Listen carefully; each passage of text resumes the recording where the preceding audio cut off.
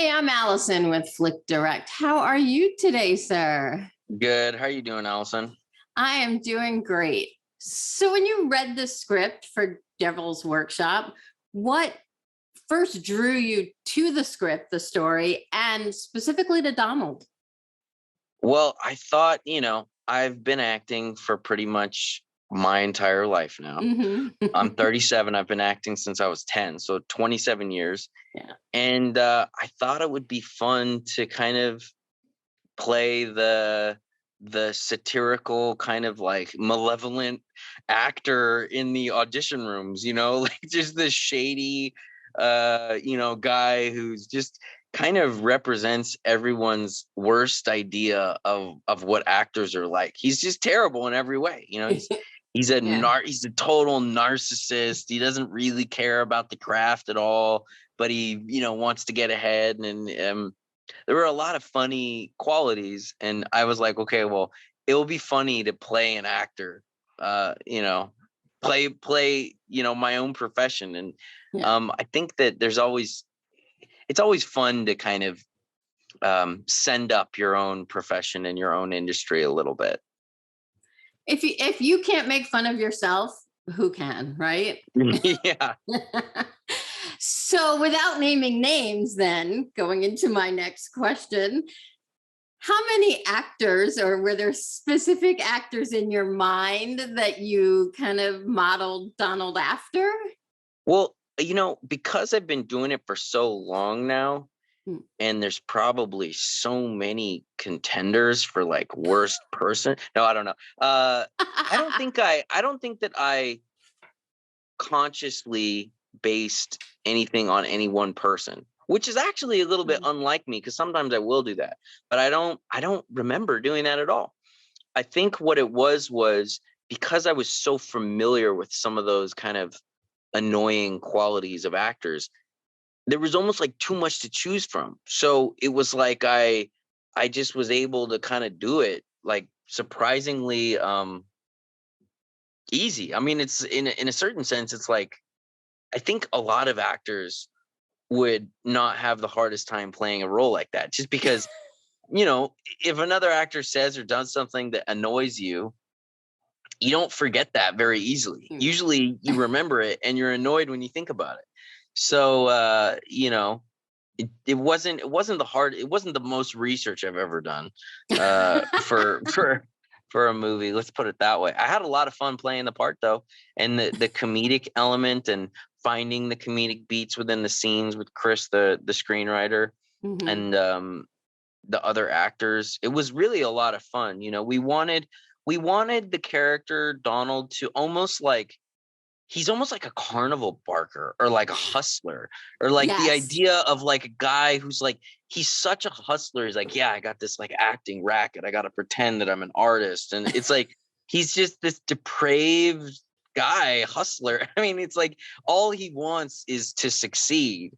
And he's just decided that acting is the way that he's going to do it. And then there's a certain joke we do where he's in the audition room and he tells the other actors like, you're a real artist, and he holds up his phone and he's like, this is how I make all my money now. And this little phone makes me all my money, and I hate it and I want it, but he kind of loves it. And just the idea that someone like that would abandon their craft so quickly for the next quick money making scheme. It's like he goes where the money is, and he's very, and the fact that he's so honest about it almost makes it even more depraved. You know what I mean?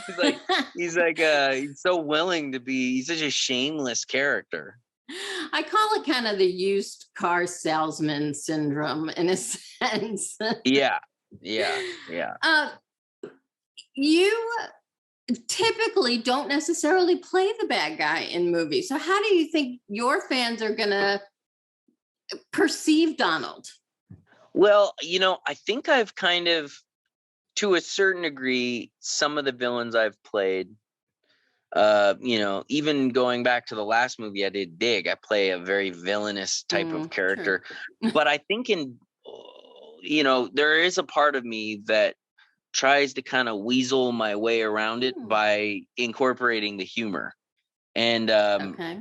I think that it's easier for me to play a bad guy if there's something entertaining and funny about him. It's like you don't like the guy, but he's entertaining. It's like this weird paradox a little bit. I don't know if I've played just a unfunny bad guy that you just can't stand because he's not even entertaining. He's just terrible. I think I'd actually be nervous to play a part like that. I think that there's enough of like the desperate wanting to be liked side to my natural personality where I actually think that would be hard for me, Really?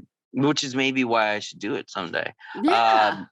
But yeah, to really make it just not even, there's like, he's not even funny, yeah, that, the comedy was my way in with Donald, where, he's so obnoxious and he's so shameless and detestable that it almost becomes funny. It's like he's so bad that you're laughing at how bad he is. I don't quite understand why. Humor is one of those weird things where it's very hard to analyze. Like, why is it funny how awful he is? It's like I don't quite know. I just know when stuff is funny. I've got a pretty good like sense of comedy, but it's hard to explain quite why it's funny. It just is. I don't know. It's hard. I remember a buddy of mine in high school. He was a couple years older than me. He went to Princeton, and he emailed me this essay he wrote on like the mechanics of comedy, and he called it like a psychological release mechanism of stress or something. And I remember reading it and being like, I don't know if I buy that, man. I didn't know if it was enough of a reason that I bought. Okay. He was trying to do something and he was going for it. Yeah. Yeah, absolutely. Have you as an actor ever done something like what Clayton does in this movie, where he goes and seeks out a demonologist or seeks out an expert in the field that he's hoping to play a character like?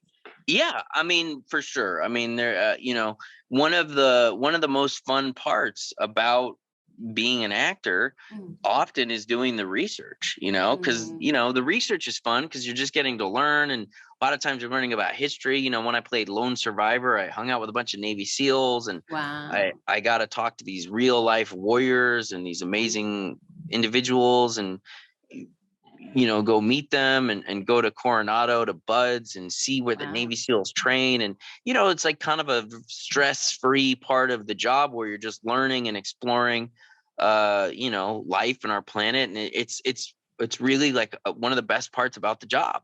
And in Clayton's case, he just contacted the wrong demonologist. He probably should have gotten a referral.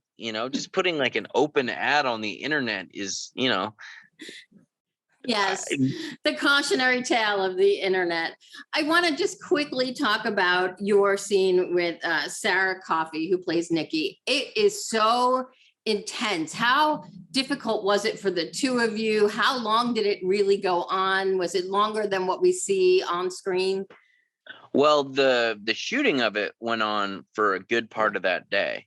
And, Sarah came incredibly prepared. She was ready to go. She was awesome. And Brooke Ramirez, who played her sidekick, they were both, they were very kind of opposite personality types. And it was an amazing scene to play. Chris had mentioned that movie, The Master, with Philip Seymour Hoffman. He was like, kind of like the interview scene where Philip Seymour Hoffman is really trying to break Joaquin Phoenix with these questions, except in our case, it's just this actor trying to prepare himself for a callback, putting these women through these like horrible experiences. He doesn't even have the part. I mean, it's terrible that what he does. It's ridiculous. And it's like, and it's like the most misdirected like way to try to prepare imaginable. And absolutely. It was a really it was a lot of fun to play, and Chris was like, get crazier, get more intense. And he used so much of the kind of the crazy stuff where I'm just, like but it's funny because as you're watching it, you know, and as he's screaming, he's like, I'm preparing for this part. It's like, it's ridiculous, you know? Yeah. So it kind of like undercuts some of what he says, because you know he's only saying it to get her goat. There's no Yeah. other reason. Yes. And then the twist of that sequence I found really satisfying, where Yeah. you know he's kind of getting played in his own way. Don't give away the twist. I love that part. No giving away. There's no giving away anything, but that was definitely, you know, one of the most satisfying endings to a scene I think I've ever been in. You know, I think that scene that's definitely up there with one of my favorite overall scenes I've done. It is a great scene and I love it. And I can't wait for everybody to see it. Devil's Workshop is out now. Emile Hirsch, thank you so much for your time. I appreciate it. I hope to see more of the evil Emile coming in the future. Thank you, Allison.